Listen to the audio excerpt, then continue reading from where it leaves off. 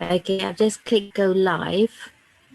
So it should be broadcasting any second now. Let me know when it does, Suze. Yeah, it says live. And I can see your face.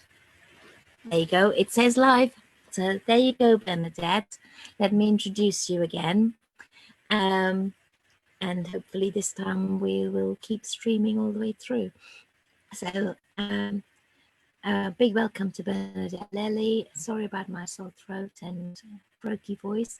But Bernadette Vallely has been instrumental over the last, for more than 35 years, in raising awareness about the environment and the need for climate action and the need to protect our planet and work together as humanity, for humanity and for our planet. And her phenomenal work in the community and on the environmental issues has earned her awards and has been named as, I can't remember the thing, could you remind me, Bernadette, by the UN's United Nations Global 500 laureate. Yeah, so you're one of those amazing women who have been recognized even by the UN, and I'm so pleased to have you, so honored to have you join us today and tell us about your work and what you are doing now and what we can do as we move forward together. So welcome and thank you, and I'll hand over to you. Diolch. Prynhawn da, shmai. Fe ani yw Bernadette, dwi'n gwisgi Cymraeg. Good afternoon, everyone. It's a pleasure to be here. My name is Bernadette, and I am learning Welsh. Welsh is our indigenous language, the language of our ancestors in this country that was squeezed and pushed by the Romans, then the Saxons, and all sorts of invaders, and became the Welsh people. I've been studying the Welsh people recently, looking at their history and looking at the links that they've made between nature and their religious selves and their honouring of nature, especially the sacred tree, the oak tree, and the sacred grove. And it reminds me that indigenous peoples all over the world have had lives and lifestyles that have lasted for thousands of years without leaving a trace, without leaving rubbish, without leaving anything that will last past their own lifetime, in fact. And they are the true people that have left no trace on the planet. And apart from the bones and jewelry, we find very little to show what they've left behind. Yes, but first of all, we're going to talk about love, and love's really important. And really, we should start with some gratitude and with a tuning in of ourselves and a connection to ourselves and our own hearts and a connection to what we love, to remind us of what's important in our lives. So put your hand on your heart and take a breath and just be here and be present in this meeting, this collection of ideas and minds, and have gratitude for who you are and what you've eaten today. Everything that you've eaten, everything that you wear has all come from the earth, from Mother Nature, from Mother Earth. And in the place of gratitude, in the place of being in our hearts, we can debate and discuss how love motivates us in terms of the planet. I brought a quote today, Dr. Martin Luther King Jr. He said, "We need leaders not in love with money, but in love with justice. We need leaders not in love with publicity, but in love with humanity.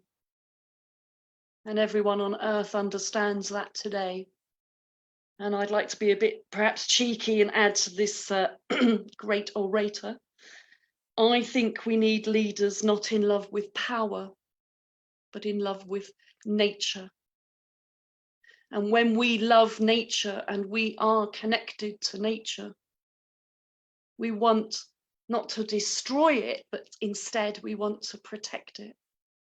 When we understand there's something inherently beautiful, intrinsically divine, we are in awe of it. And so we want to worship nature, for want of a better word. If we put the energy into worshipping nature in the same way that people on earth put their energy into worshipping their film stars or their popular culture or their pets or even their own religion and their gods and goddesses, if we worship nature on a par with what we love, we would protect her. And we would collectively and individually want to protect her and want to do something. So everyone that has been involved in environmental activism comes from all sorts of directions in life and what's happened to them. Sometimes it's what's happening on their doorstep, like Tina and her really inspiring work with nanas and the fracking movement, anti-fracking movement. Sometimes it's when people are pushed into an emergency. But everyone comes from their different angles. But if you love nature and you love your local environment, you're motivated to save it, to do something about protecting it. You're motivated to learn more about it and to be part of it. Now, we talk a lot about inclusion these days, and in the issue of the environment, it is complicated and wholesale, because inclusion allows us to debate and talk about topics like access to infrastructure or access to food, access to decent housing, access to the things, the foundations that a person needs in order to live a fair and true life so that they can reach their fullest potential, so that they can learn what they need to learn or do what they need to do on planet Earth. And inclusion brings up all the issues we have about the other. Who's the other? The other is pretty much everyone. The other is people with black and brown skin and black and ethnic minorities. They're people that are women, that are excluded because they're women in so many ways and so many situations. They are children, they are elderly people, they are people with disabilities. The other is the mass. The other is us, actually the majority. But what we've done with our society is we have allowed the mentality of those in power to create a kind of statistical average. And that's how we psychologically deal with our society. And that's why our transport systems, because the statistical average person walks onto a transport system. We don't plan it and design it like some of the European countries that design transport so that everyone with a disability can get on board easily, simply, and efficiently. Another example of that mentality is when they do tests for pollutants, household cleaners, things that you use in your house all the time. Those tests are done generally on a 60 kilogram male, healthy male, not on the most vulnerable. They're done on the most healthy. And they say, oh, you can cope with that. And they don't like to do the tests, adding up all the different chemicals that you're likely to become in contact with. They just do it for that one particular chemical. And that means that we're allowing statistics to devise an average as if that's acceptable. And that's not inclusive. That average is not inclusive. It's the least inclusive way to look at how we go about our scientific studies. Another example, which happens in policy. I did some work for a very big London borough some years back, and I was looking at talking to people about their experiences in nature. And they wanted to know how they could increase people's happiness and increase people's visits to the local parks and the local nature reserve in particular. And the study showed statistically that the average person was very happy.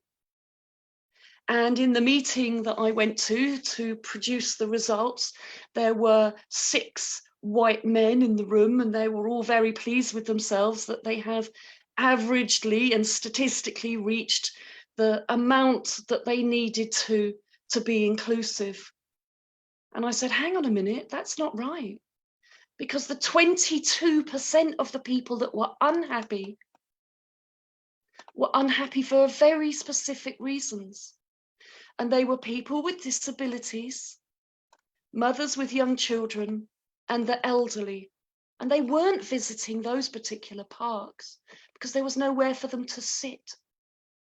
They needed a seat in the park every 40 meters so that they could get their fresh air and walk and then sit down and rest before starting again. The average person did not need a seat every 40 meters. So the average statistics told the council that they were doing a great job. But by pointing out that inclusivity meant including the vulnerable and making that the cornerstone of the policy, the whole parks policy changed. And first there were more seats, and then there was an awareness and an understanding about the need for deaf and hard of hearing maps, for example, and braille, and better access for toilets, and wide openings in the gates, and better ramps, and all of those things followed on with that knowledge and experience and consciousness being raised about access. That's just 3 tiny examples I want to give you. But let's look at a more global scale to what's happening. Because inclusion, we talk a lot about inclusion, and we talk about access to wealth and how poverty is driving ignorance, malnutrition, but it's not really. We've decided many things on a global scale that drive that poverty and drive malnutrition. We only have one planet Earth.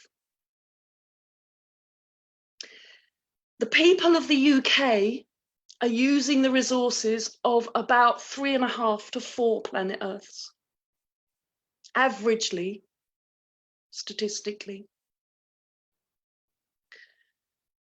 The people in Africa, whom we're relying on for their beautiful soil and their vegetables and fruits, are using only half a planet's worth of resources per person per year.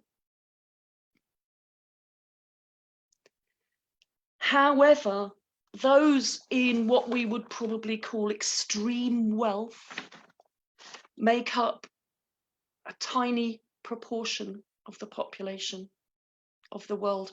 Just 40 million people, that's 0.6% of the world's population, are already using 14% of its resources. And that's about 20 planet Earths. We don't have 20 planets, we have one planet Earth. But we still have an idea that success is getting lots of wealth and enjoying wealth and enjoying something that's actually unobtainable. Us continuously using up resources is unobtainable to most people. We only have one planet. So we're not including people. We're not being inclusive. And we can't say they have to level up. We have to level down. We have to consciously try and reduce not just our carbon output, but all the shopping and the consumption and the neediness. An example that worries me about the British public is that 50% of all the flights taken by 18 to 55-year-olds are taken for stag nights to a European country. Here we are in trouble with an emergency. Even in a pandemic, people are still going on holiday and needing their 2 weeks in Torremolinos or Greece. Even in the middle of a pandemic, people are not waking up and saying, this is the time not to go traveling and to be drinking ouzo. This is the time to be making roots in your community and to be connecting with people that live next door to you and making sure that they're safe and that they're well, and creating connections with your heart of love so that you have a proper, strong, love-based economy around you, with or without money. We're already transitioning, if you like, into that. The coronavirus has sped it up. It has sped up our understanding and our need for community and connection and our consciousness about that community and connection. And it's sped up our relationship with love and our relationship with who we love and how important and fragile and beautiful that love is. In every place, in every country, those who suffer disabilities of the body and mind, those who suffer trauma and being the other wherever they are, whether that's from the color of your skin or the race that you've come from, or from your education, or from your body, or what you choose to wear, or what kind of sexuality you choose to have. All of those are opportunities to love, really. If you can love within your community and build up strength and power within your community, loving everyone, you can literally dissipate hatred. If you approach your environmental activism from a place of love, more people will want to join you. When I set up Women's Environmental Network 30 years ago, 35 years ago, goodness me, we used to always say we have to work out a positive solution. We can't just be banging on about how awful everything is. And that developed into an understanding of love and community and how important it was. If you can love people, you can be inclusive and you can melt all the horrible isms away. You can destroy racism. You can bring love to the situation. I truly believe that as humanity is facing this crossroads, this difficult point in its relationship to itself, I believe that our love of nature can be the linchpin. It's the one thing that no matter who we are, what age, race, relationship, what our sexuality is, who our neighbours are, what our past is, nature can bring us together, and a love of nature can open our hearts and make us find that space of peace. When you're in nature, and that can be so many forms of nature are healing, swimming in the river, looking at a waterfall, watching the ocean crashing waves towards you, listening to the birds sing, the stars at a night on an open, clear sky. Nature is medicine. Nature brings us closer to love because we can find awe, we can find a wellness that's bigger than us, a beauty that's bigger than us, something that escapes our ego and takes us into a place perhaps of the mystic. When you walk in the woods under dappled trees, nature is healing you, and you can love those trees and that moment and that sunshine. When you understand nature as a living organism, as a living being, you can have a relationship of love and inclusion. Now, I want to say something really important about inclusion. It is my contribution to the current inclusion debate. And that is, we need inclusion for all sentient beings.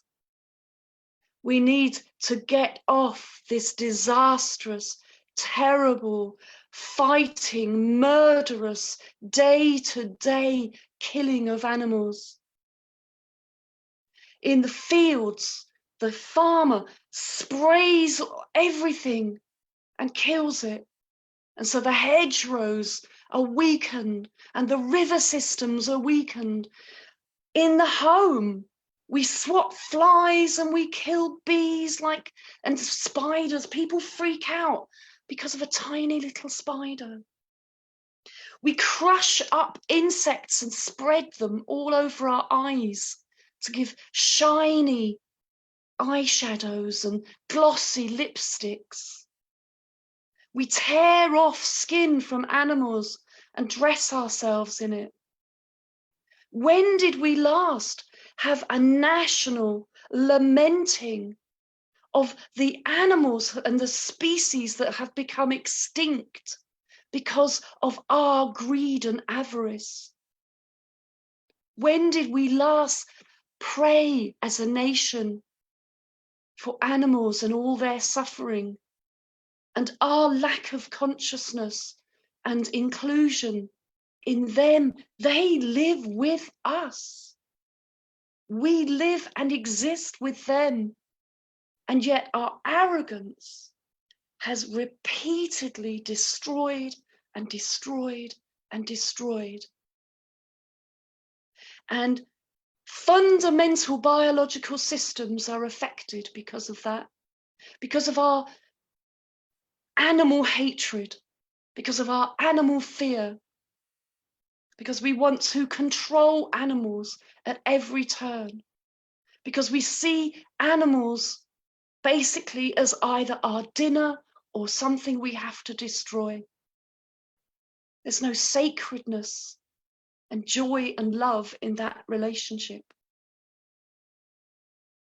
And that's why organic farming and making better soil, all of those very practical, literally things that you could legislate towards, that you could make policies and real down-to-earth things matter in a society. You could change everyone's perspective on how we treat animals, how we disregard them and murder them, either for our sport and pleasure, for our food, or to make us adorn ourselves with another being that has the right to exist.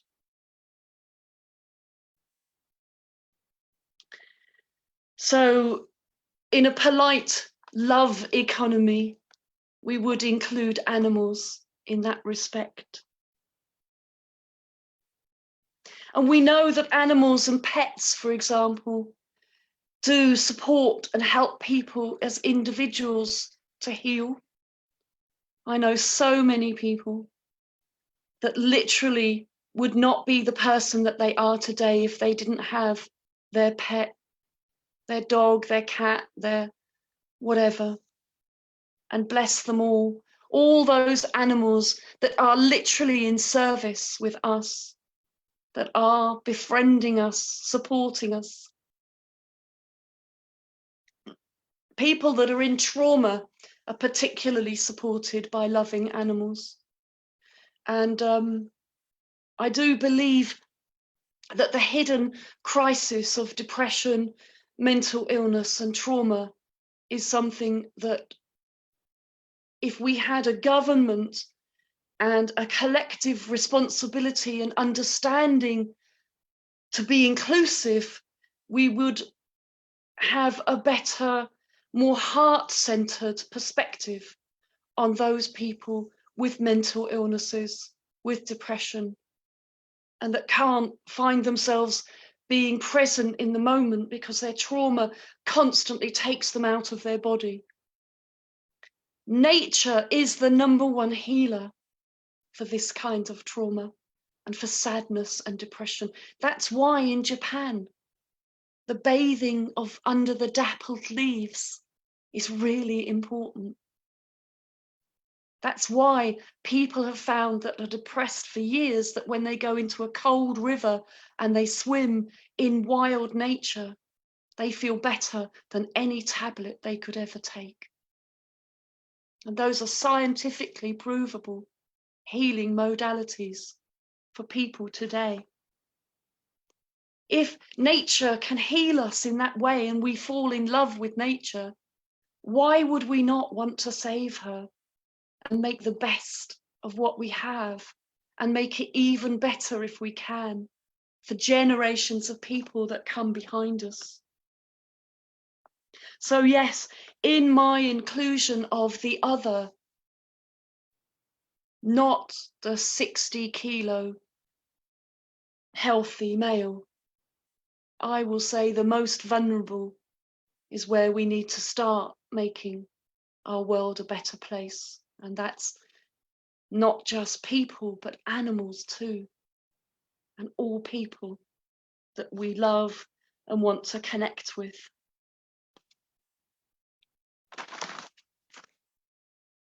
Inclusivity it's difficult because to be truly inclusive and live in your heart, if the two things go together, how that manifests is compassion. And if society doesn't understand or value compassion, then our manifestation of love in all that we do to protect the planet, it seems so nebulous for people that are stuck in their statistics and stuck in the way that they think about the world, as if statistics and science are the only ways we can solve it. When in fact, the coronavirus taught us immediately that knowing your neighbor and working closely with those on your street is just as valuable as anything that you can do. So we can't have a super wealthy lifestyle. We can't aspire anymore to a super wealthy lifestyle. Our aspirations have to be more cultured, more about love, more about the complexity and the brilliance of human beings, not just to solve the problems that we have, but to be creative and invent beauty and joy and connection and community. And that's from music to poetry to knitting and crochet, which I love, by the way, to all forms of creation and cooking, and all these things are generally discussed and thought of as historically women's aspirations, goals and loves. And yet that's what knits a community together: sharing, being compassionate to somebody that is in need, that lives next to you, helping someone else to have access to something that they need or that they value.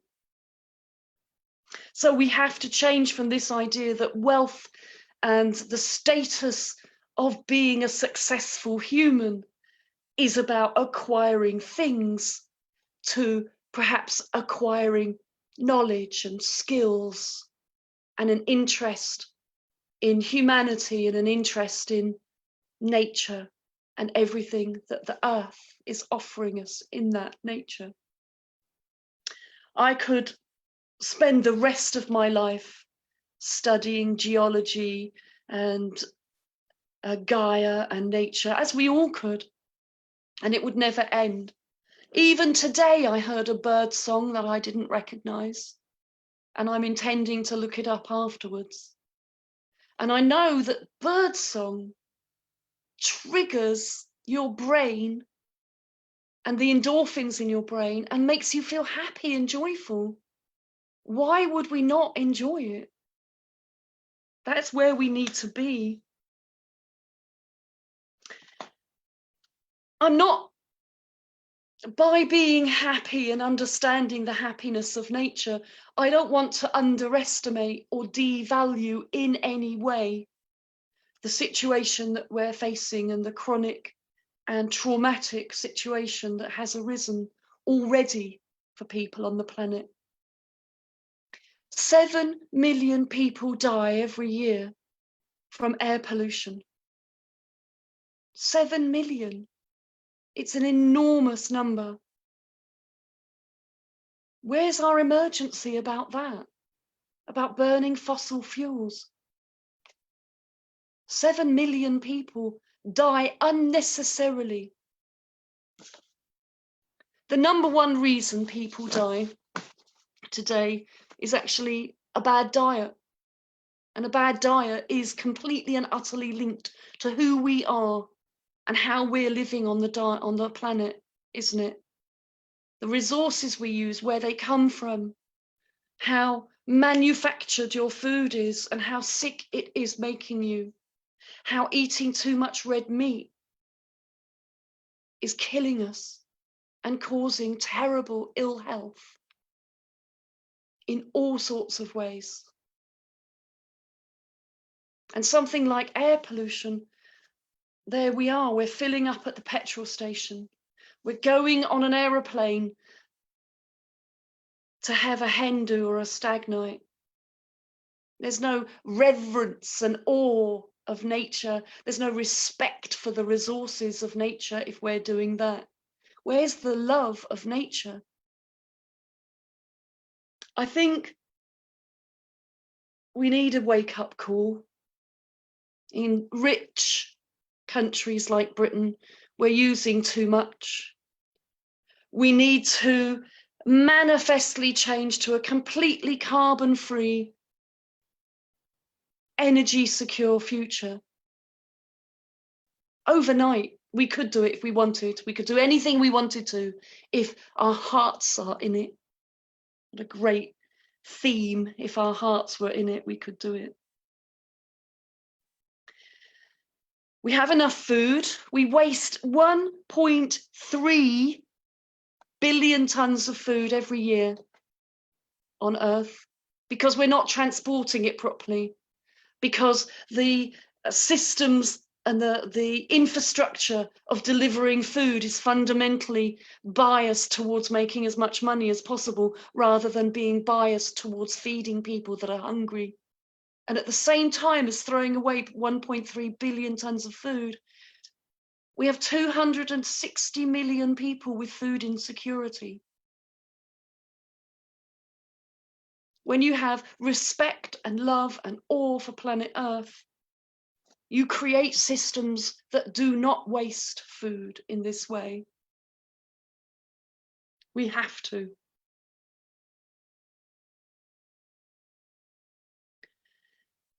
Greta Thunberg said, our house is on fire.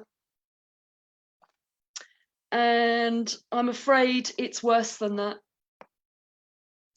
From the book I've just written, I have read all the latest IPCC reports, the World Health Organization reports, stacks and stacks of scientific reports with data about our rivers, our biodiversity, the clean air.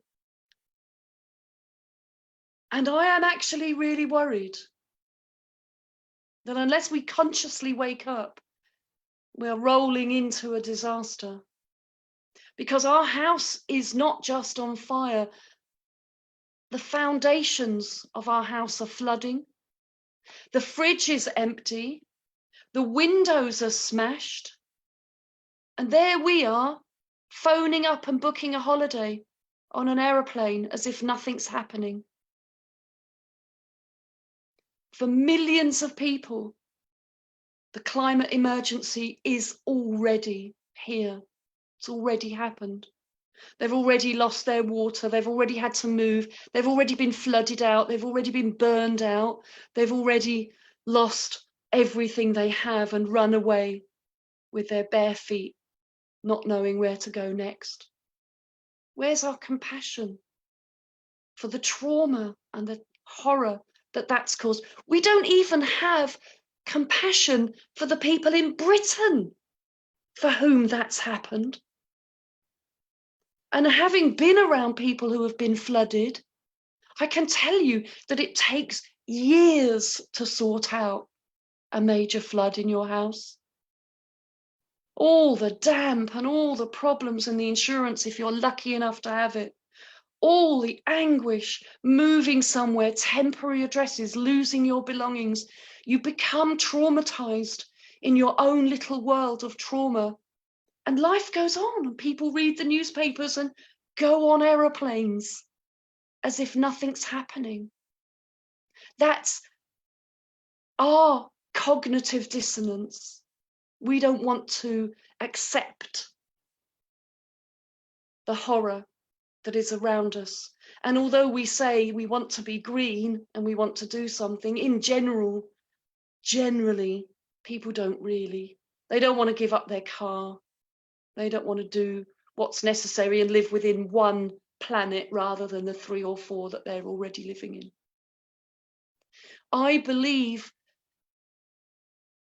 optimistically that love is the place where these conversations have to come from. That love will create compassion, which is love in action. And that love will create the sorts of people that we can admire and look up to, who are the Tina Rotherys of today, the people that are activists, the people that stand forward dressed in white and say, I come in peace, but this cannot stand. This cannot continue. And your love of your local area, your love of your local trees and your woodland, that's what pushes you forward in today's activism, to really be part of the consciousness that's needed and the open-heartedness that's needed to solve some of our terrible pressing problems. So we need to live more simply. And when you find true love, you know, every single person that's listening to this today knows that if you love your dog or your husband or wife or partner or child, or you love your local woodland, you are there. You're happy at that moment of being in love. You're happy. You don't need anything else. You don't need a fancy car. You don't need a massive wardrobe full of fast fashion or loads of makeup and lipsticks. Love is so powerful that it's going to transcend everything as a currency. You can imagine when you're in love, especially in the beginning of love with a person, until your ego and your whatever gets involved. When love is pure, you have unlimited power. You feel invincible, don't you? You can do anything. You can be anyone. Your goals are never matched in the same way as when they are when you love. The change we're going to have is about love, not just self-love, which is good, self-love and healing with nature, which is good, important, what you need. This is what's powerful. But I'm talking about a collective love, a collective sense of awe of nature, of reverence for the animals and the non-speaking beings that surround us. A gratitude. If we had gratitude for all the insects that work chugging along, churning and churning the compost of the soil day in, day out. Imagine if we could even understand all the work they do for us. We would have a proper sense of perspective on what we love and what's important and what we do and what will sort it out. So environmental problems can be distressing and can bring depression or sadness or guilt. But when you join together with other people in community, you have more power. When you join together with other people in love, you have more inspiration and power. When you join together with all the animals of the earth, and you have a conscious understanding of where they're coming from and what they want and what needs to be done to support the earth, then the inclusion is complete, because love is complete. Then every sentient being on earth feels love if we all felt it together. If we have love, we won't destroy. If we find love and understand love, we are much less likely to destroy what is around us. We are much less aggressive.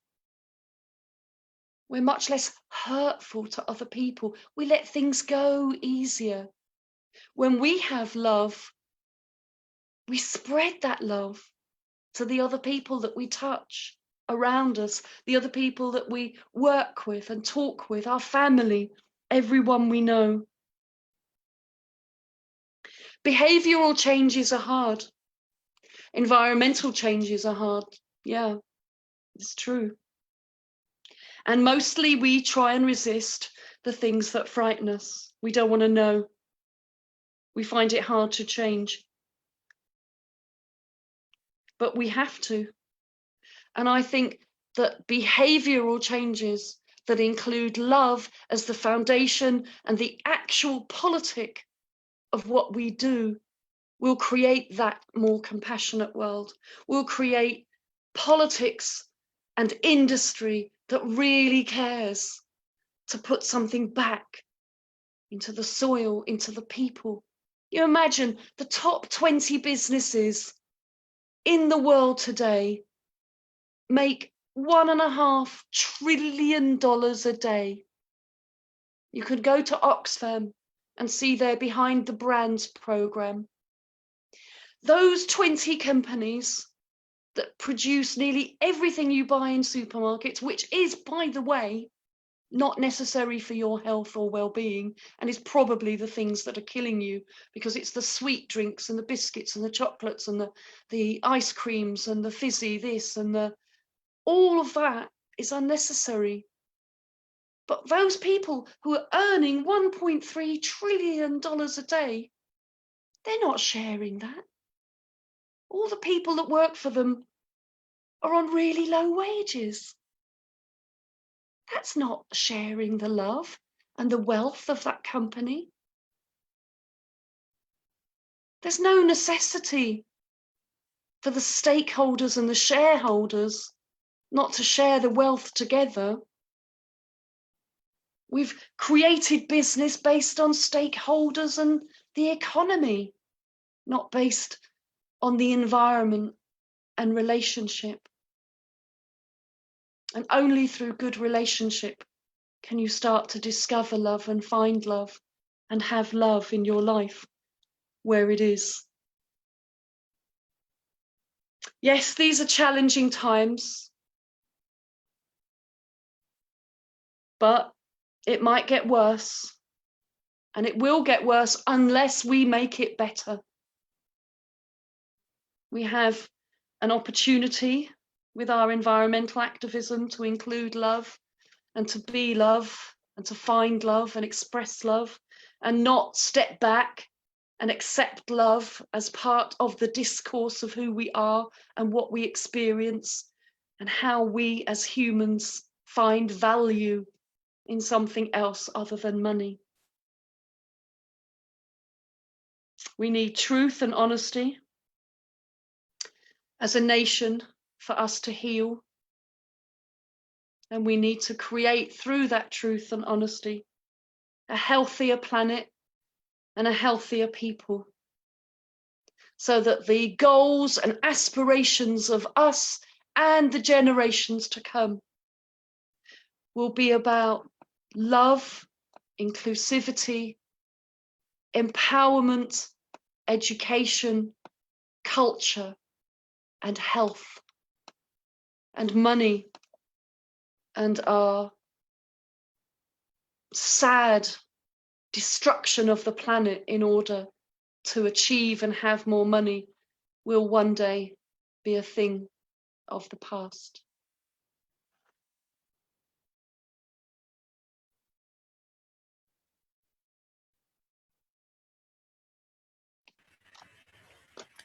Amen to that, Bernadette. That was Thank you. so moving and so lovely, and thank you so much for your love and for your passion and compassion and for using your voice for so long to spread this love and spread this message.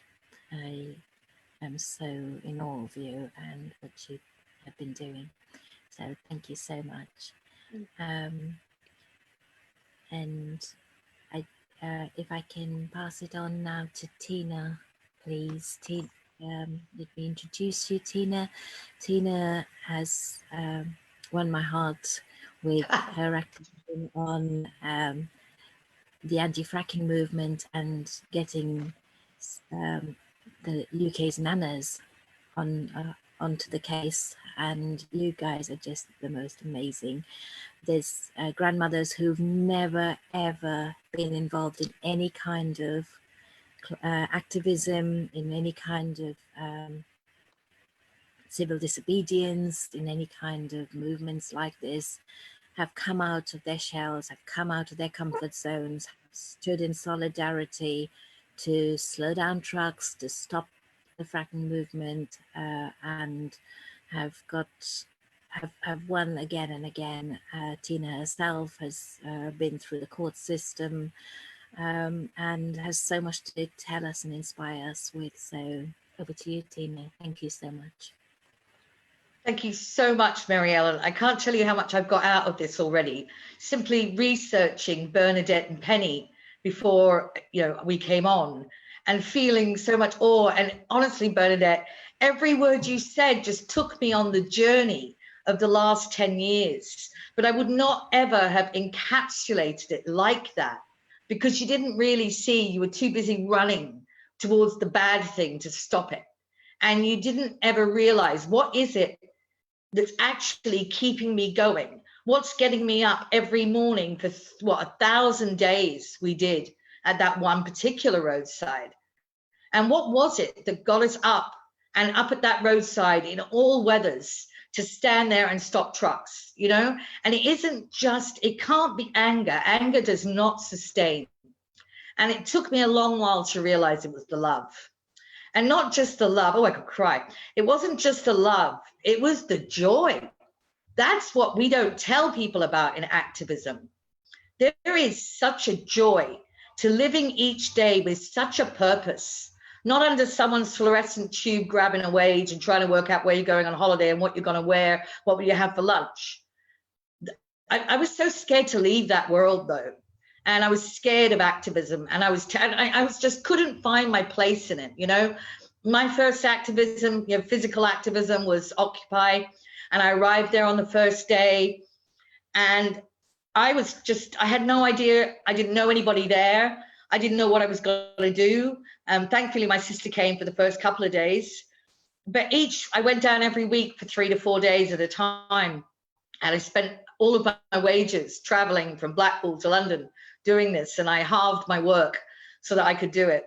And every week when I arrived, as I stepped onto St. Paul's from the cab, there was a moment just there that I always felt was a leap of faith, because every week, you know, other people had come since my few days at home and other people had left, and you had to step into this world of strangers and somehow hope that there was a cushion there that you could trust wasn't going to let you fall and crumble. And every day was terrifying, but every day you were so more alert than you've ever been in life. And in activism, particularly in direct action activism, every single minute of the day is spent unaware of what will happen next. And in real life, we fill in the blanks, you know, it's all just so predictable. But in activism on direct action days, particularly when you're on live sites, it's like, oh my God, what's going to happen now? You don't know, so you're vibrant and you're alert and all your spidey senses are tingling. And you're looking for who's your ally, how can you help each other? And as you were talking, Bernadette, I was realizing that as well as the love and the joy of the companionship of others who you respect so much for having done what you know it was taking quite a lot for you to do, there was that awareness that we weren't all doing the things we were doing for the same reasons. And that had we had a conversation maybe about your political views or your favorite football team or which God you like best, then we would have found a lot of differences along the way. And I see this on social media so much, where someone declares an allegiance to a belief and suddenly loses everyone that they were in contact with who disagrees with that one thing about that person that they don't agree with. And I think what we discovered on the anti-fracking sites, because it was such a diverse movement, it went in 2011 from 3 groups, I'm sorry, in 2011 from 3 groups to over 400 by the time, you know, the moratorium kicked in November 2019. So of those 400 groups, each one was an autonomous group. No one controlled anything. You just hoped everyone would turn up when you needed them to, and trusted every night when you went to bed that on some other site someone was fighting. But we tried not to talk about things beyond the one goal we sought to achieve together. And I felt that that was a way to bypass the other things. You know, your reason for being there might only have been that you literally cared about your house price, which perhaps I wouldn't necessarily respect as the greatest reason. But then again, if I plowed down into you, maybe I realized you struggled all your life to get that house. It does matter to you. It's your one thing that you managed to finally get and want to pass to your children who may need it as well. So, you know, it was best not to judge others. And in saying I was scared of activism, I also realized that I was scared because I was being offered a picture of activism and routes into it where none of them seemed to fit. I mean, I was a scared person. I didn't want to be arrested. I didn't want to get hurt. I didn't want to, you know, blow my chances of a job in the future, all those things that you imagine are going to really matter, which eventually don't, but at the beginning they do. And it dawned on me that as I was talking to people who were doing direct actions or people who were doing petitions or working politically in all these different methods, not one of them felt like my home. And I suppose later on, that's when Nanas came to be, because I noticed that it's going to sound terrible, and I don't mean this to be cruel, but we were doing public meetings when we first found out about fracking all across the country. We found every licensed area, and then we shot across to each of those areas, and we'd give a public meeting, invite people, and hope that they would then activate themselves to defend their area, because there was no army or cavalry coming. You know, you're it, good luck with that, you know. And you go into the room and there'd be all these people, or hardly any people, depending on the gig. And the women were really quick to get it. And I think the reason for that was that, and they became the low-hanging fruit. So I'd always kind of go for the bits of this that was working for them, because I knew I could get them on side very quickly, because fracking carries chemicals that are just deadly when it comes to breast cancer, infertility, the inability to carry a baby to full term, abnormal defects in children, and breathing difficulties in children. You know, all of these things that were directly impacting our bodies in particular made it a direct line. Quite often it would take a few minutes for men to start believing. And the fracking industry actually aimed it that way, because it's a very male-dominated industry. There are man camps when they set up, and they have a manual in America called the Landman's Manual. And he's the guy who comes up to the farmer or the landowner and says, right, I want to use your property for fracking. I'm going to put a rig here, I'm going to get the gas out, you're going to get rent from this and make revenues, and it's all good. And if you as the landowner say, no, I don't want to do that to my land, then the Landsman Manual suggests that you say to that landowner, oh, that's okay, because I'm going next door and I'm going to offer him more money than I just offered you. And he's going to say yes. And you're going to get all of the same issues that you're worried about, but he's getting the money. But what was more telling about that manual, because it was one that slipped out into the activist's hands, was the first line on the first page. And that said, as you arrive at the landowner's home, if his wife is in, leave. Come back later. Because if you are only dealing with the man of the house, you can say to him, well, surely you can make this decision. Why do you need her to come home? And it said in this manual, the problem with women was they asked too many questions. You know, they just asked too many questions, and it was best to avoid those. So just go in, tell the guy, you know, either takes the money or he gets it bad, and he'll sign on the dotted line. So, you know, women were starting to come to this quite quickly. And also I realized just practically a lot of them, you know, were older women with more time to be able to like say, right, okay, well, we're going to set up a group. And they'd set up groups and they wouldn't necessarily plan direct action or anything like that. They just set up to, first of all, do the research, work out how it applied in their license area. But it was so inspirational watching this spark so quick. You know, after every meeting, there'd be a group. And we said, you know, we can't do admin on this. You know, you really do have to run yourselves. And they did. And here in Blackpool and Lancashire, you know, the women here had started coming together very strongly. And one day we had Vice filming, TV company, and they were just doing a documentary on, you know, activism in the UK or something. And they wanted to come to an event we were at, which was a sunny day in a park. And we were just sitting around chatting. And they asked for the women to sit in a circle and talk. And we, you know, within 3 seconds, we didn't even notice the camera was there. And that was probably where the Nanas formed that day. And that was early in 2014. And I looked around and realized that those women there could do so much more. So we plotted and we planned, and at 5 o'clock in the morning on the 7th of August, 2014, we went over the fences, 25 of us, and took a field and held it for 3 weeks. The women who were doing it had not done this before. They'd not risked their standing in society. They'd not risked anything. And oh my God, everyone turned up, and that shocked me. You know, we had to rate ourselves as A, B, or C Nanas, because if you were A, you could leap the fence, run the field, put the tape up, stick up the notices and hold space. If you were B, you were going to walk around after them and make sure everything was in place. If you were C, we were hoisting you over and you were putting the kettle on, and that was how we did it. Inclusivity within this, for me, I suppose, inadvertently, I wasn't that broadly thinking at the time, but older women and women with disabilities were an amazing asset. They warmed the community to you. The police had to face the fact that we are not going to look good if you handle us wrong, you know? And I think it changed the way I saw activism, and I saw it then emerging as something we could create within. And we started off with tea and cake. We moved on to dancing and singing. We held silences. We dressed in white. We called on the memory of the suffragettes and said, what was the point in getting the vote? Look what it gave us. We have no say in our communities about our children's futures and things like that. And I think that, you know, it's fear that brings you to activism. Absolute fear of what you know you can see, and everything that Bernadette just described. You can see that, so you're scared. So you go and you take yourself out of your comfort zone. But it's what keeps you there is the love and the joy you find within that. And that's a true gift. I could never leave activism. How could you ever, once you know all this, just switch off the light and go home? You know, it would be lovely. I said to my sister this morning, you know, in the end, we did 10 years, you know, we paid our rent to the planet. We could just stop. You know, we could just stop, because we're struggling to find how now, with people like, you know, Trump, Bolsonaro, you know, Boris, and what's going on in Belarus. These places are terrifying me. And there are these strong, misogynistic, evil men in charge. And it looks like a hard battle.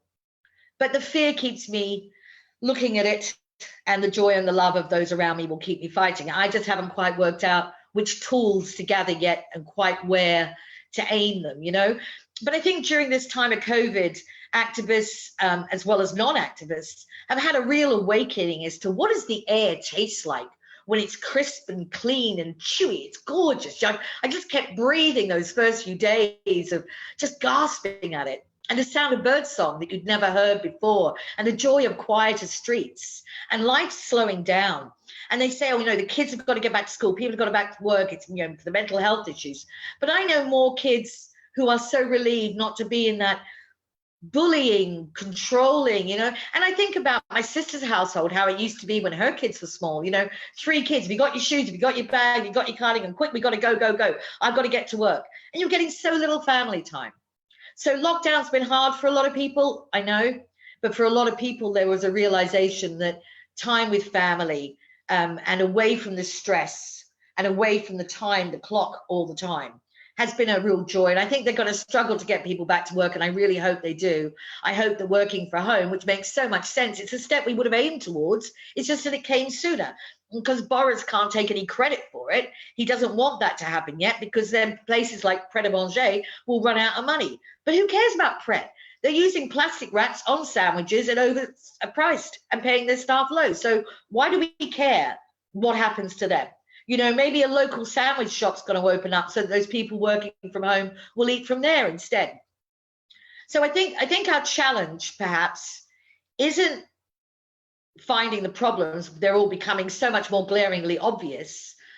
The problem is people who are currently, and I can sense how it feels, because even as an activist, I feel it now, that sense of, I just feel like I can't do anything. You know, I don't know what to do next. And I'm grasping at it, you know. And I think that's where we're at, because the only thing we need is numbers, always. And I think that there's a greater awakening now, and now is an opportunity. And we can see that the bad guys are seizing this opportunity to do worse things. You know, like you look at the government and the contracts they're handing to private suppliers, how they're continuing to privatize the NHS a bite at a time, how they're, you know, dehumanizing teachers and saying, you've got to go back, don't be so selfish. And, you know, I don't think we've ever needed unions more than we need them now to protect those workers.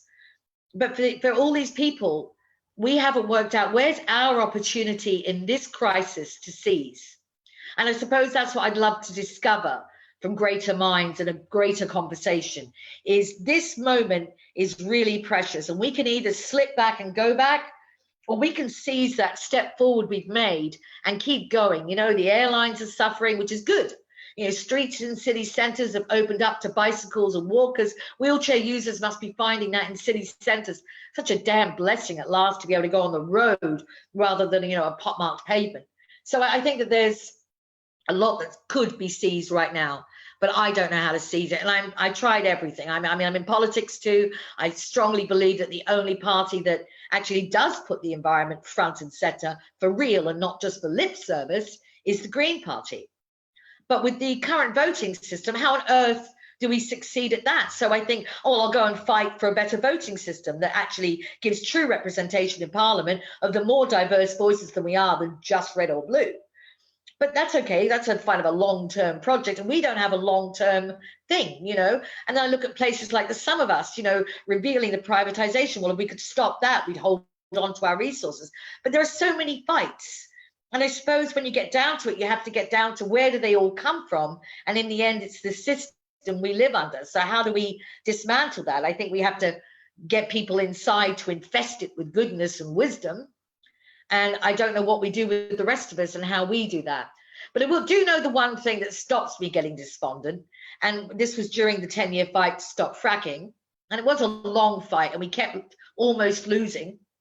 But every day, you know, like there are people in our movement, women in particularly in the nanas, who, because they weren't really doing much before this, may have been more isolated in the community and perhaps had little interaction with others. Perhaps they felt that their, you know, the lack of a good hip or any other disability hindered them from thinking, oh, I can do anything. So they come along and they make the tea, and the next thing they're standing in front of a truck or laying down in a lock-on or using their Zimmer frame because they're slow, you know, put you in front of a truck, no one's moving you, you're slow walking because you walk slow, you know, and you're actually not doing anything illegal. And the power they found, and I'd watched their faces. There was a day, I'll just tell you one anecdote, and there was this woman, Olive, 10 children, 22 grandchildren, good Catholic woman, amazing lady, never done activism, but got really upset about her children's futures with this fracking site. So she came down. And she and her husband, you know, they're in their 70s, but very much in love still. You can see the twinkle in their eye. Anyway, she just used to join us on Wednesday mornings. It was a safe morning. It was women's morning. We'd all dress in white, do a silence, do some dancing. We had 4 hours. No one would ever touch us. Even the judge exempted us from being bothered. It was weird. I can't even begin to explain how that happened. So anyway, Olive was there one day, and at 12:15, there were no truck movements till 12:30. That was how it worked. 12:15, a truck came to the gates, and I was halfway up the road dancing with someone, I think, and I looked down and I could see this truck, and I thought, oh, I can't believe it. I cannot believe you're going to do this at the wrong time. So I started, first of all, to take off my big white skirt, because underneath I was just in black as normal as an activist. I thought, that's it, I'm not doing women in white peaceful stuff now I'm angry. So I took my white skirt off. Within a minute, a policeman appeared by my side and said, oh, what's wrong? And I thought, wow, you got my signaling with the skirt that this is not peaceful anymore. You know, that was quite interesting too, the psychological stuff. But I looked across, there's Olive. She's shot in front across the road. She's standing in front of a truck like that, and she's not moving. I thought, I've never seen her do this. No one would move her. And then I saw her do this, right? Her husband is behind her across the street, and she looked over her shoulder, and she kind of tilted her head, and I saw her and go, ooh. And I thought, there was a real... He said to me afterwards, he said, my wife has so much passion now. This really does do something for you, you know, that self-empowerment, that moment that she went, no, I'm not going to stand back and take this. You're breaking the rules again. I've had enough, and I will stand here and stop you. And she was never meek and mild again, you know. So although we never won the fight on fracking daily, every day we won something. We won Olive and her cheeky look to her husband. You know, we won Mary ceasing to be isolated and teaching us all to knit at last. We won all these people who stood together who had nothing else in common, standing strong, shoulder to shoulder for this one fight to get this one thing done. And I think that the wins and the joy and the love, and like I say, the fear brings you, but they keep you. And I don't know where we go from here, but I know I will have a damn good next fight, because there's nothing going to stop me, nothing going to hold me back. Because why would I let go of what I know to be true? And the only thing standing between my granddaughter and the chaos of environmental harm that is coming her way is really me. So what's it going to take to get me off that road and let them pass? You know, that you come to the conclusion that it's not brave and it's not heroic. It's just a fact that you have to do it. You can't not do it when you know the danger is coming. And You know, so every time someone goes, oh, it's amazing what you've done. No, it wasn't. I just had to, because I can't go and sit at home, have a glass of wine and think someone else will take care of this. They won't. You know, as the figures Bernadette have pointed to, you know, people are dying every day of pollution, and yet still we're polluting. You know, all of these things we know. And so, no, we don't give up until we succeed. And someone once said to me, what happens if you lose in this fracking thing? I said, well, we can't lose, because at no point would the fight be over if we haven't succeeded. So there's no risk of loss, because we're already lost. Now all we've got to do is get rid of the losing and start the winning, you know, but at no point can we lose more. You know, it's all bad, it's going bad, and all we can do is soar ahead and try and sort of get it done. And, you know, and as I say, the daily miracles keep you going. Nanas are all still in touch. We made some care boxes and said those. We've met and socially distanced on Wednesdays from time to time. You know, but it's still hard to work out the path ahead. But like I say, there's no getting me off the road, and there's no getting, I just think that while we have this time and we can Zoom, that we need each of us in this group to be each of us in a multitude of other groups, so that whatever that group's particular focus, that doesn't matter. But there needs to be a thread of us that ties them all together and says, we will all act on this.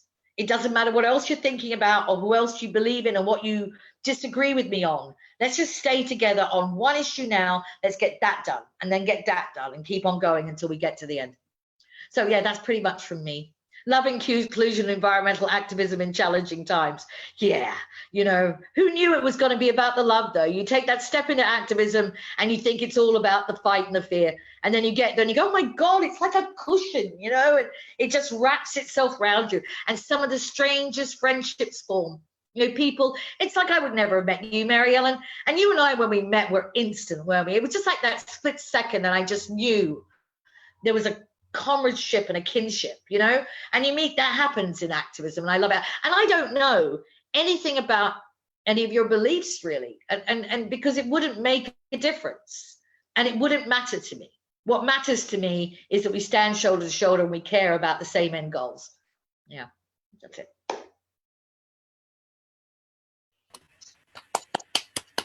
Bravo, and thank you so much, Tina. And yeah, you and Bernadette have moved me to tears. You've made me laugh. You've made me smile so broadly. Thank you. Yeah, the love. And I'm so pleased that we've had this meeting today to focus on the love, because it's very much my belief that love is the answer to everything, and the climate crisis and the environmentalism that we need to do has to be rooted in love. And my belief also is that all of the issues that we care about, not just the environment, but the humanitarian, the animal rights, the ecological rights, all of these issues are just petals of the same daisy, with the same the problems that we care about are all rooted in the same issues of greed and money, and the inequality that has been created to be able to keep taking more and more and more from everybody and everything, including our Mother Earth, just for the benefit of the greed-blinded few. And that love is the answer to all of it, and that we need to unite. And I love the way the UK numbers have united people from every walk of life, really. And same with the Extinction Rebellion movement, same with the environmentalism across the planet. We're bringing together in unity through love, for a common love for our planet, our home together. And yeah, it's absolutely brilliant to have such powerful women as the two of you, using your voices, using your actions to inspire even more people to do that. Penny has been so I wouldn't know either of you if it hadn't been for Penny. Penny has really inspired me to use my voice, to use my actions, to reach as many more people as I can. And um, Penny's green credentials, her environmental concerns, her passion have been so inspiring, and I'm so grateful to you, Penny, for that. Thank you, Mary. Thank you, Thank Penny. you. I'm going to change view to gallery view so that Progress, wonderful. viewers can see all of us at the same time now. And Oh, this is very wonderful. It's so wonderful. oh, thank you. You said it beautifully. You know, Bernadette and Tina is wonderful.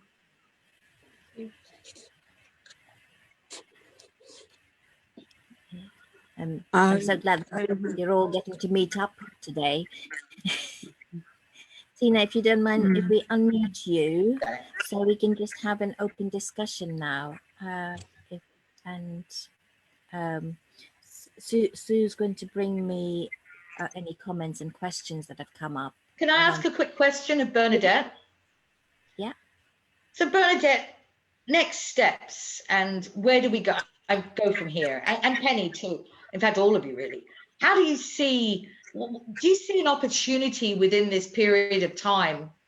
And is this period of time making any difference? But do you see an opportunity we can seize in activism or seize for the greater good? And are we a multitude of little fights, or are we going to try and swarm on one big one? And how do you see it?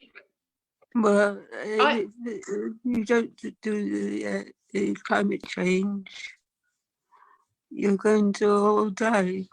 Yes, good point. Simple as that. Yes.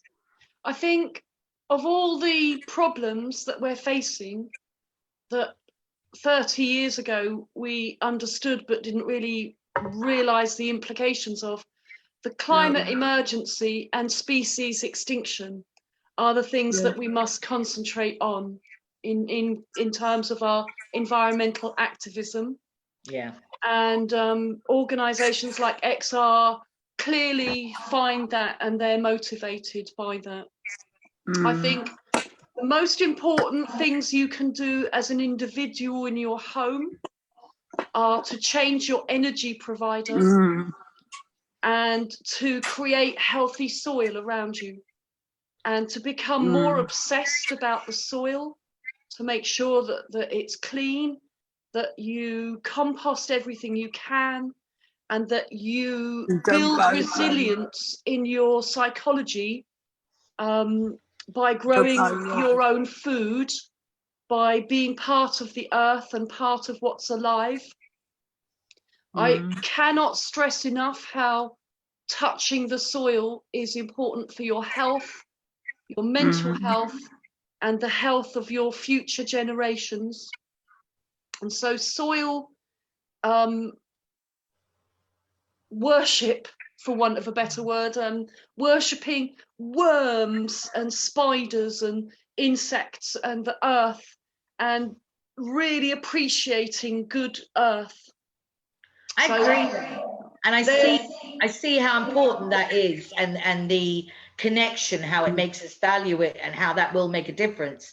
What I don't know how to do, though, is that between us and the good stuff is the bad stuff of government. So we can each individually do our own personal changes, but in the end, they're sending people back on planes, back into workplaces, back onto the roads, still building things and still getting fossil fuels.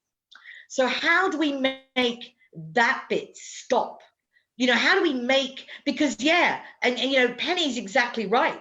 The only fight to be having is the climate fight, because without air and water, we're dead anyway. Without quality soil, we grow nothing. Our children don't eat. So the only fight to focus on is that fight. But to do that fight, we have to fight the government. So in the end, it's a social justice issue. It's having the right as human beings to say, this is not the path we as human beings want to take.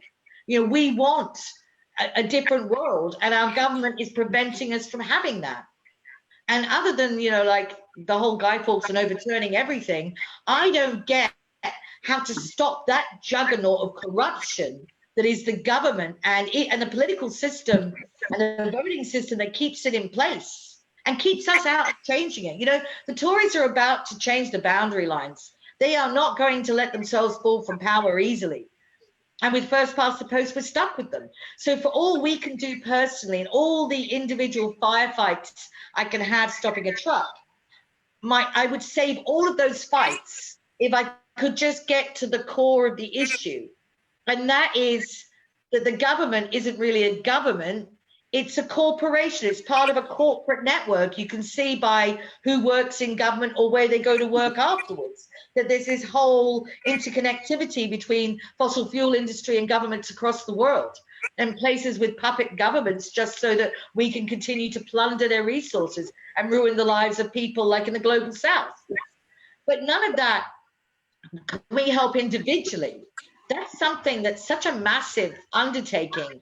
And I don't know how to do that bit, which is to dismantle the power structure that holds all this stuff in place and keeps us going down the wrong road, no matter how often we pull it back, you know? Anyway, what will happen? It's going to be a catastrophe. I mean, I think we're able to.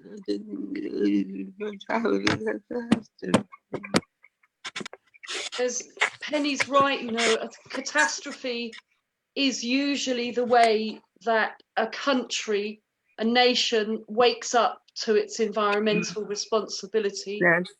Last year, or only this year, what happened in the wild bushfires of Australia and California woke up wholesale people to the destruction that was going on immediately, and in a very dangerous way, not just in the fires and the destruction of houses and economies and all the situations that arose from that, but people's basic health, because they couldn't breathe properly in that. Let's go back to love, because if you don't bring in love, you can't. Bernadette, Sorry. if I can butt in here now, to respond to what you all three of you said. There was Bernadette, you spoke about reconnecting to the earth, and which reminded me about the inclusion and the issue that a lot of people don't have anywhere they can actually connect with the earth. They're in concrete buildings on tarmac streets with no parks, no trees, no access to nature. The inequality of opportunity to connect with nature. We have very, very rich people who have multitudes of acres of connection and green and access to be able to see the vistas, whereas other people, all they see is inner city property, inner city buildings, and don't have access to farms and connection to other creatures. There's children who have no idea that their chicken wings or chicken legs or whatever are from an actual creature. And when Tina asks, what do we do? How do we do this? And how do we reach the governments? I think the key is in remembering who we are, that governments are paid for by us with our taxes. They're there to serve us. As the people who pay their wages, we are their bosses. From a little baby to the oldest pensioner, each of us is the boss of our prime minister, of our governments. The children of today, like Greta Thunberg, Vanessa Nakata, the children of the young people, the SOS from the children, singing about our planet. They are teaching us how important each of our voices, not just the voters, but the politicians across across the planet only concentrate on the people who are going to vote for them. In America, there's so many people who are voting. Criminals, criminals, they're not allowed to vote. If you've got a mental health issue, you're not allowed to vote, etc. And so many people are excluded from the voting system. And all this, whether you vote for those products or not, you are paying tax. Your taxes are still paying their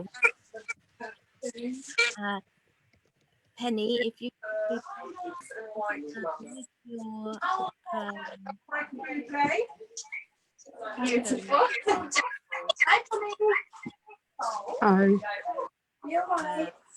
So sorry, I can't hear you, Mary Ellen. Penny, I think your computer needs to mute. Could you mute your phone, please? Your grandchildren are lovely, though.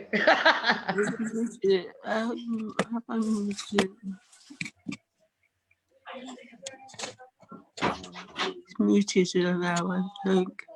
No. No, you're still not muted.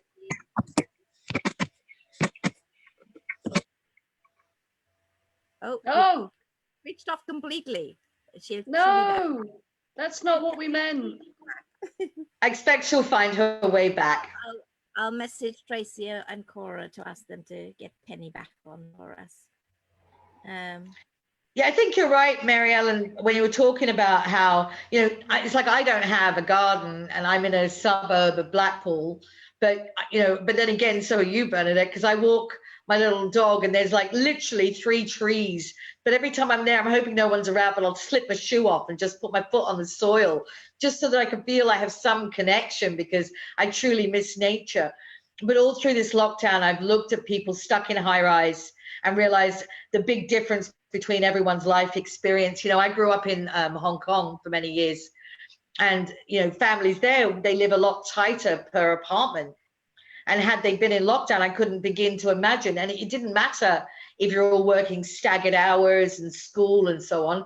But when everyone's home, it's like when everyone bought toilet roll in the beginning. That wasn't selfishness. That was right. Because, suddenly, 7 people in a household are all using the bathroom at home for every bathroom visit. So, but I still think that, they wanted to paint us as greedy or horrible. The media has such a big role to play in this, about how they manipulate how we view each other, and that's a real thing. Mary Ellen, can you carry on with what you were saying? No, sorry, I interrupted. I was filling while you were doing that. No, that's fine. Thank you so much. But yes, I think the key to actually changing all of this is to do kind of what you have already been doing, Tina, and that's empowering and inspiring one person at a time and getting that ripple out there and reminding people who they are. Yeah. And that individually, we all have the power to stand up, and in doing so, we have a united front to change things. And remembering that the world's leaders, the world's governments, the handful of people who now own half of the planet's wealth, etc., they are few, and they're not going to concede their power or give up their wealth or whatever, because why would they? I watched a man on the news this week, and he was the head of a great big legal firm, 1,500 employees, big city block in London. And it was one of the few things that gave me real hope on this news, which was that as they were interviewing him, they said to him, right, you want to get your employees back to work, you've got 1,500 staff, how are you going to do that? And he went, I'm not. He said, currently, about 150 people are coming in, less than 10% of our workforce. He said, and everyone else is happy. He said, and there's a lot less stress, and the productivity in work is still high, if not better than before. He said, so yeah, I am considering giving up the rent on this big office building. I am going to accommodate the 150 key staff that have to be on a site. And everybody else, I am happy with this method of work. And I thought, wow, you see, seeing him do that, and because he realized, not just as a boss and an employer and a moneymaker, he realized he was actually gaining more with happy staff than he was with everyone under the stress of commuting into work and being there. And you know, there was more productivity amongst them. And so I think that we can't hope that everyone will do it for the same reasons we will. But even if, so sometimes like for instance, in the fracking fight, I wanted them to kill it because it was dangerous, bad, and morally wrong. But in the end, we killed it because we made it financially unviable. And that was what we had to do, was ruin it financially, ruin every day's work, ruin it, ruin it, ruin it. Watch the stock price fall. I used to sit up every night to watch the stock price fall. And that's what we did. So you were getting them to stop it for the wrong reasons, but still get them to stop it, you know? And so maybe when we look to government and others and we think, why are you not understanding my point of view? This is dangerous, wrong, and immoral. Maybe instead we have to fight in their territory and go, you know what? It's like with divestment, for instance. I toured 5 cities in Ireland with Friends of the Earth. And we did this divestment campaign thing, and they said, went to each council, and all of the finances have been worked out.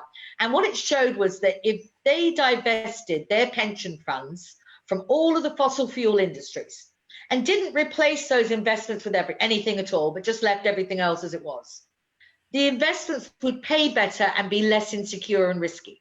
There would be a risk that you couldn't gain those big gains again, but there was a higher risk that those fossil fuel companies would continue to drop in value over the years. So divestment is, I mean, again, it seems like I want to say you should take your money out of the filthy business, but maybe what we should be saying is, hey, you're going to lose all your money if you don't take your money out of that and put it into this, because this is where the good money's going. So maybe you kind of have to, in some ways, like I did with the finances on fracking, almost pretend you're them. And go, right, well, okay, your values are different from mine. So what do you value that's at risk? Because for me, what I value is my grandchild. That's the uppermost priority. But for the head of Goldman Sachs and Boris Johnson and all those, that is not their priority. So perhaps, and also the blinkered people who are still doing okay, you know, we have to somehow make them realize how precarious their position is. And I don't know how we reach them, but I think that in my head now that we're talking about it is something I'll start thinking about doing, which is an alter ego that fights them for their values rather than just me for my values, you know?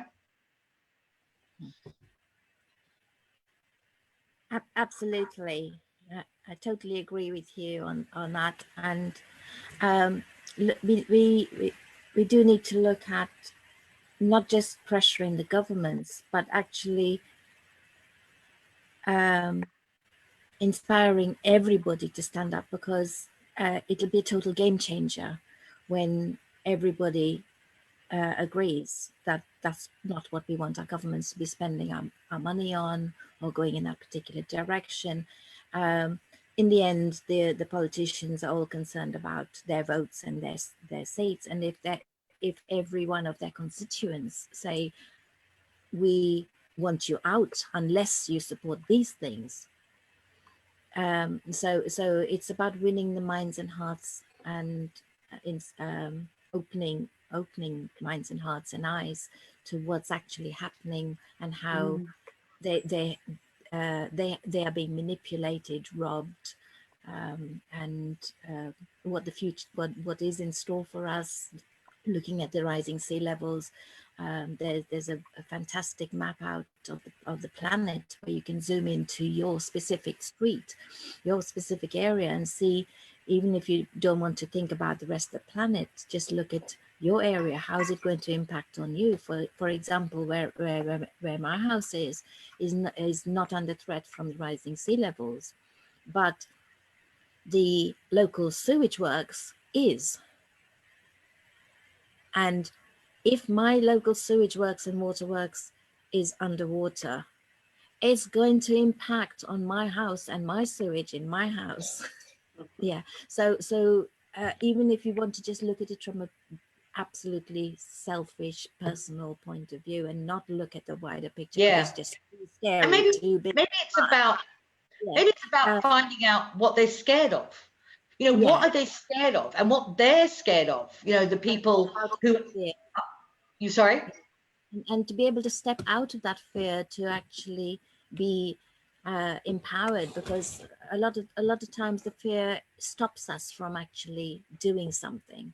Oh, actually, I think I was talking counter to that. Yes, you were right on converting each one person, empowering them and getting them away from their fear. But I was actually more vindictively looking at what scares the politicians, what scares the bankers and those people, and how do we play on their fears to get them away, because they won't come to our side or our realization because of the things we care about. So we maybe need to consider what scares the hell out of them. You know, for any woman, you can walk into a room and go, what scares you? And they say, my child's health and well-being. No, You know? or what do you love? Well, no, I'm thinking about Boris. Sorry, it's really hard to think of Boris I'm loving it. thinking about Boris. About I'm Boris. thinking, what is it you love? Start with that. That's the first conversation. I think sadly, though, that would be himself, his sense of power, all the bad things, and the things he loves are the things that aren't going to be helpful to us. So how do we get him to change? How would we change him? You know, when what he loves is power, control, just like Trump, the spotlight, the being the guy, you know, the what he gets from that. And that's enough to sustain him, because he's not looking beyond that to anything else. I would love to think that his new child would be something that has softened the man's heart. But I think that after not knowing how many children he's already had, and clearly not having much of a relationship with Dan, I don't hold out hope for that. I think there is, I believe everyone was born a baby with a different story written on them, and, you know, that's what we are. And I can almost forgive anyone and look them in the eye and try and find their good bit.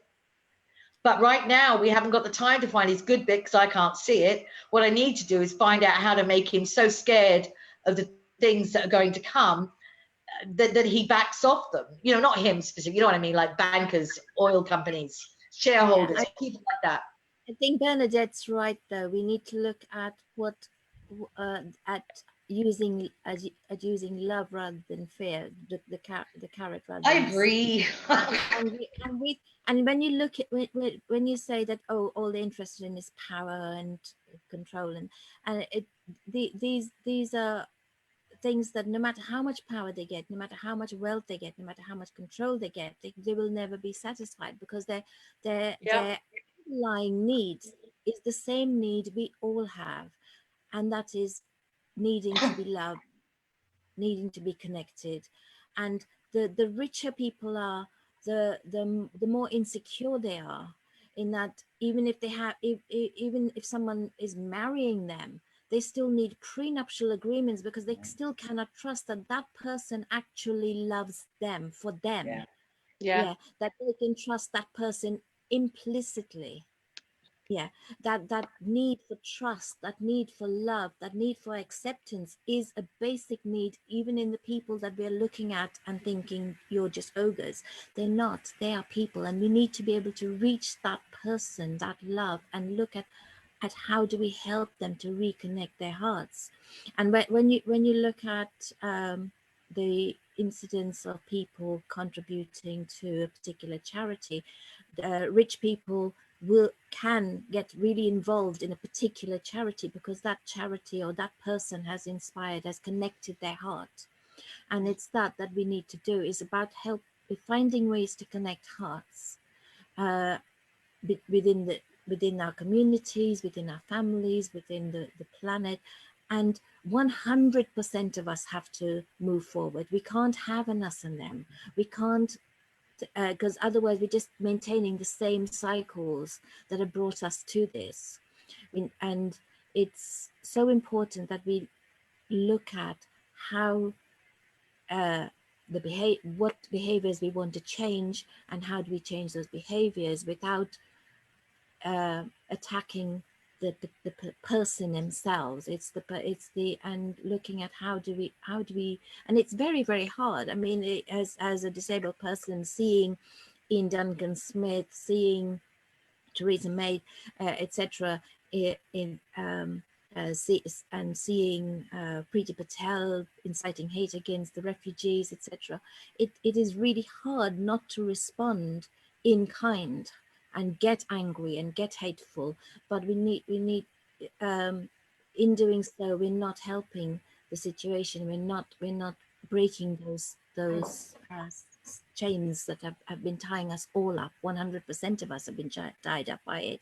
And yes, the wealthy have money, but they still are having the same problems in that the rising seas, the air pollution. Yes, they might have clearer air because they've got acres of clean forests and farmlands and whatever where they can be, so they aren't affected in the same way as someone who's living in a city area. But overall, when our planet gets disturbed, as it is doing now with the ice caps melting and the floods and the hurricanes and tornadoes and whatever, these things will eventually affect them. So like Richard Branson and his island, yeah, you can't invest, you can't take your island onto another planet. There is no planet B. This is it for 100% of us. And when the sea levels are rising, they're rising for all of us. And the solution, as Bernadette has pointed out, is love, and that we have to find a way of getting people to understand that love for people, love for peace, love for planet, love for a common shared home. These are the things we need to be focusing on, and through that we will find the solutions together. And I'm so inspired by all the young people who are actually seeing this and helping us to see this, and their nanas. So hang on, Sue's just pointing something out.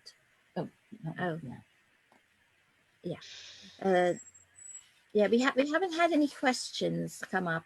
We've just had someone mention that there is so much corruption everywhere. And again, the corruption is, yes, it's our politicians, but it comes back to us as individual people. We have not taken responsibility. We all expect a democracy to work, but only by voting once every so many years. Democracy is about standing up every single day, speaking up every single day, paying attention to what is happening, and knowing that it is happening in our names with our authority. They act. The power they abuse is our power, the power we have vested in them. The money they abuse is our money. It's our taxes that are being put into there. Yeah. Yes, they get bribes and corruption from the fossil fuel industry and the banking industry and the arms trade, etc., who kind of own our politicians. But in the end, it is us who have put our politicians there, and it is us who pay their wages, and it is us who can say enough is enough. But enough of us have to be able to do that. The wonderful thing is that from all the evidence, only 3.5% of us are needed to have our eyes and minds opened and our hearts opened to be able to stand up, to be that change. And seeing the UK Nanas spread, seeing the love spread, seeing the awareness of our planet changing is so powerful and brings me so much hope, because I'm seeing that growth. Let me tell you about the thing that helps to keep me focused when I feel despondent, when I feel like nothing's changing. We've been putting in decades of work. For centuries, there's been people standing up and saying something needs to change. This is not right. But the thing that helps to keep me focused and helps me to keep going is the lily pond. I don't know if you've heard of this. If you put a lily into a pond and it doubles overnight, and each subsequent night, the lilies double again, all the lilies that are in that pond, and so they just keep growing and doubling overnight. And it takes a whole year to fill that pond with lilies. How long does it take to half fill that pond? Isn't that one of those doubling things? So it's the day before or something, or 2 days before? The day before, because it doubles overnight. So it's so 364 days and it's only half full. 363 days and it's only quarter full. 362 and it's only 1/8. So basically, the first 100 days go by and nothing happens. 200 days, 300 days, 310, 20, 30, 40, 50, and nothing's visible is happening. Nothing, the change is so imperceptible. But without that groundwork of those lilies doubling every single night and just believing that they will get there, that at the end of that year, it will be done. The job will be done. And just doing that doubling, doing that little thing of reaching the next person, the next heart, the next mind. And we've got, and people say, oh, but that's just an imaginary thing. But no, that's exactly how things work. If you think, when did they first come up with, when did we first invent the ability to create fire? How long from then till we created the combustion engine? When did we first come up with a wheel? How long from then till when we first created a bicycle or a car?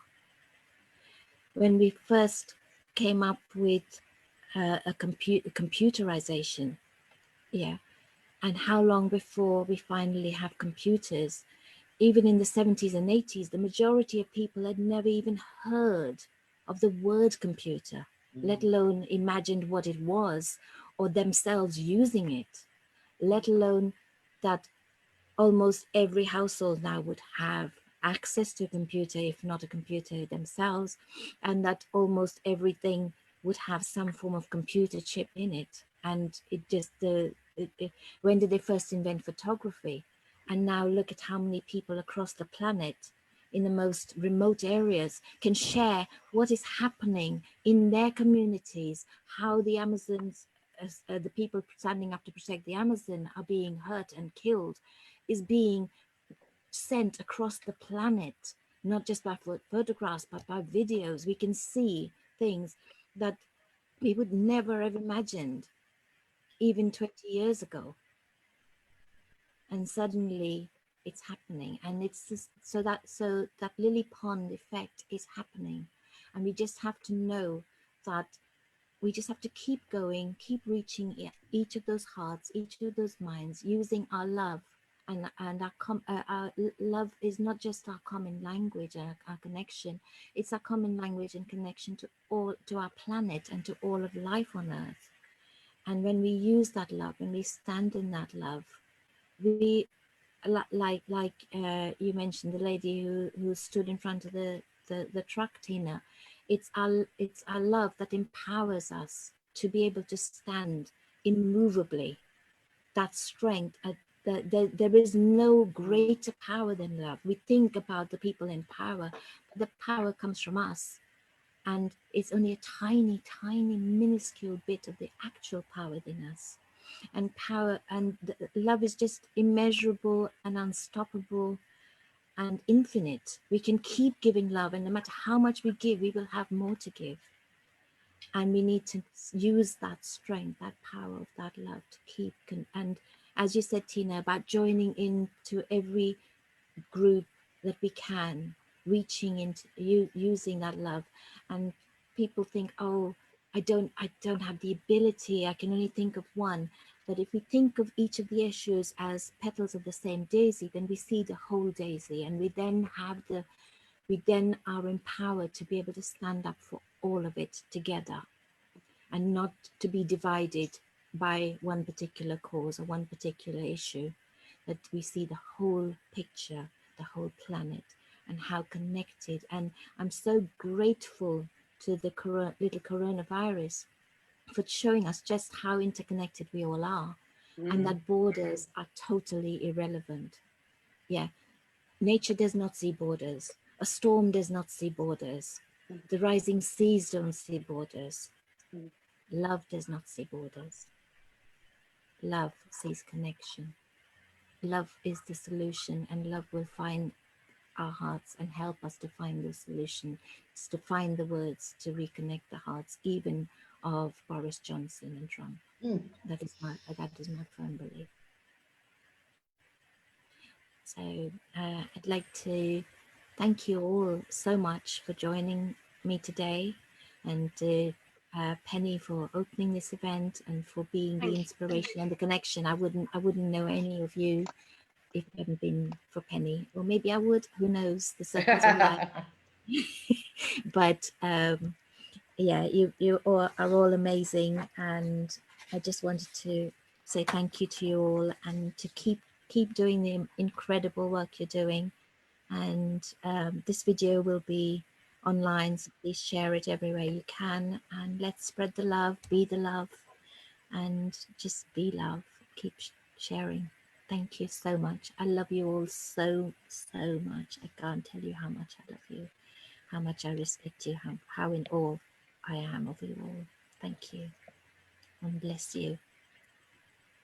Thank you so much. It's been really enlightening to hear from all of you. And that's what I meant about joining other groups. You know, you give me so much to think about, so much to temper some of my other thoughts. You know, I love having my mind changed.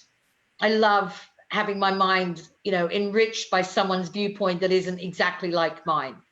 You know, I might want to claw someone's eyes out and get angry with politicians, but no, you're right.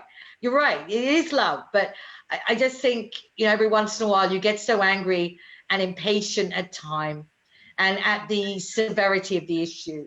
But you're right. I think that's, you know, when you were doing that analogy of the lilies, it reminded me of another analogy, which is you're on a train and it's changed track. But it could be 10 miles till you notice you're in a different direction, or that the sun's rising somewhere else, or that the scenery is beginning to change, that you don't know you're already on the way, that things are getting better because you're still going through what felt like where you were. So yeah, I'll go away with optimism, which is a good thing at the moment. Thank you. And if I may come back to what you said, which is about the feeling angry and wanting to claw people's eyes, these are things that we have learned as a response, and powerlessness of a child. If you think of a child who's getting really frustrated because they're not getting the to understand what they're trying to communicate, or whatever it is, and that so we need to just like we need to help the corrupt politicians and people who are focused on money to unlearn some of the things, we ourselves need to unlearn I how suppose we it's seeing suffering, isn't it? You know, and it's so hard to witness suffering and know that someone could stop that. Someone could stop that, but they're not. The suffering goes on, you know?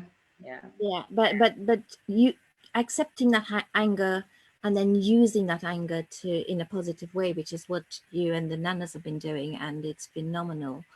So helping people to understand how we channel that, so and not play the games, the power games. So when we go on protests, the police and the powers that be want us to be destructive, so that it gives them an opportunity to come down even harder, to tool up even more, to get more weapons, to take away more, I more would rights. never encourage that. No, we knit at protest. That's important. Absolutely. So not playing those games takes away their power, and gives it back to us, because it is our power. So taking back that power and standing in peace, standing in love, using that is so powerful, so incredible. Bernadette, would you like to say something in summing up? I would like to say thank you to you for organising and for spending so much time collecting people, and I'd like to say that I feel quite positive. I believe all the knowledge and experience is already here on Earth. I believe all the young people are the inventors of tomorrow, and that we will create new technologies, new ways of thinking. We will move through this and get through this as humanity, or some people will die along the way, which they will anyway. I believe that we deserve a wake-up call in countries that are rich like Britain, and it will be our making. If life is tough in the next few years, I believe it will be tough, not just because of the environment, and the coronavirus, but also because of Brexit.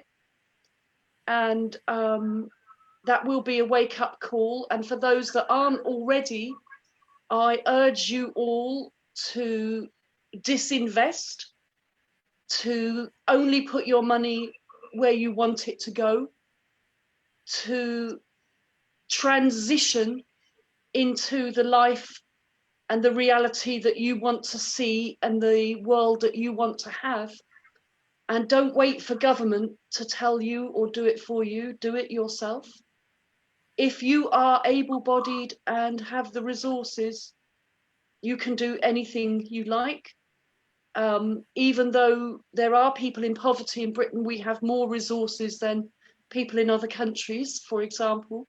And so we have the opportunity to transition into something powerful. And I'm not pessimistic. I'm worried that we haven't woken up in time. But I think that facing death and difficulty is a powerful motivator. And at the end of the day, just like through coronavirus, the people that we love are the most important things, the people that we want to hug and be in our bubbles and spend time with, that's the most important thing to us as human beings. And then we have to re-establish ourselves in our new wealth, a new wealth that's about love, that's about health, it's about inclusion, and it's about respect for Mother Earth, most especially, and animals that are living on Mother Earth. Thank you, Thank Bernadette. you for inviting me and spending the afternoon with Tina, who I've always wanted to meet, so that's been brilliant. And thank you to Penny and her lovely farm for the festival, and for the festival atmosphere, and for all the posters and the people that are making it, singing and making it a great event. Thank you so much, Bernadette. I just want to pick up on a point that you mentioned in there, and that was about if someone is able-bodied, that they can do anything. If someone is disabled, Yes, or poverty-stricken, they too can do anything. We just need to help find it. people to have the space and the platform and the voice to be able to do what they want to do and need to do too, and are doing. The indigenous people of this planet are the ones that are really leading us back to Yes. our hearts and back to the earth, and we need to actually pay attention to them. And with 1 in 4 people expected to have some form of disability, we really need to pay attention to what disabled people have to offer and their viewpoints and their experience. And I think the more inclusive we become in our society, in our politics, in our movements, the more we all grow and the more we all gain. And this is about 100% of us moving forward and being inclusive. I know myself as a disabled person, there's no way I could have done this without the support of my carers. But having support enables me to be able to do this. So making sure that people have the right support in place. Which reminds me one thing that we haven't mentioned or haven't covered, and that there is a lot of pressure and discussion happening around universal basic income. If you will join me, what I would like to see is to have that discussion moved from universal basic income to universal living income. So we don't need basic poverty wages and get enough income to just about exist. We want people to have living wages. It's the same with the income. We need a universal living income so that nobody is ever subjected again to having to work and be a slave wage person to somebody else who is making money out of their efforts in the world. So yeah, if we can start getting that image out of getting a universal living income rather than a basic income, move that discussion away from basic, which then allows the same imbalance of a few earning and holding incredible wealth, whereas the rest of the world has just enough to get by, or not even that, because the universal basic income is not considering how much you need for your rent, how much you need for this, that, whatever. So a living income so that we can all live, we can all thrive. And then it's so exciting for me to see, to know the changes that will happen when we actually break the yoke of employment by the few of the many, and releasing that human endeavor to be able to be creative, to be healing, to be nurturing, to do all the things that we are meant to be as human beings. We're not meant to be slaves. We're not meant to be there to just work from as soon as we can till the moment we die. This government is increasing the pension age further and further, so that people never get a chance to actually live and be and do the things that we were meant to be doing. So ending inequality is part of the need to be inclusive. So thank you so much, beautiful ladies. And thank you to Penny, we've lost now, but you are amazing. Thank you. You too, Mary Ellen. Thank you. Thank you. Bye-bye, everyone. Huge thank you to Pony and his small world for being able to have this. Thank you. Bye.